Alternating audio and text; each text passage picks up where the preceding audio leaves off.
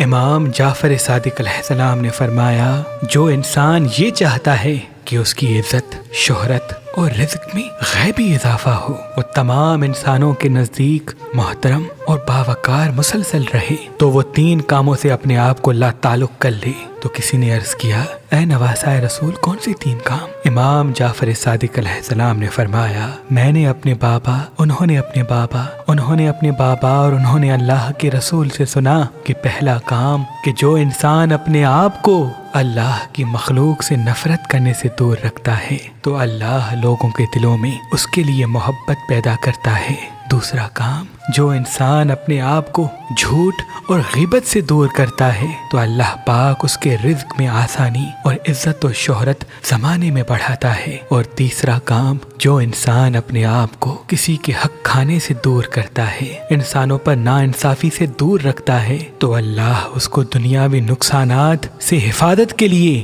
ایک غیبی مدد سے فرشتہ بھیجتا ہے جو قدم قدم اس کی حفاظت کرتا ہے، اور یوں وہ انسان زندگی میں خیر و برکت، دولت اور شہرت و عزت پاتا ہے، اور شہرت و عزت پاتا ہے، اور شہرت و عزت پاتا ہے۔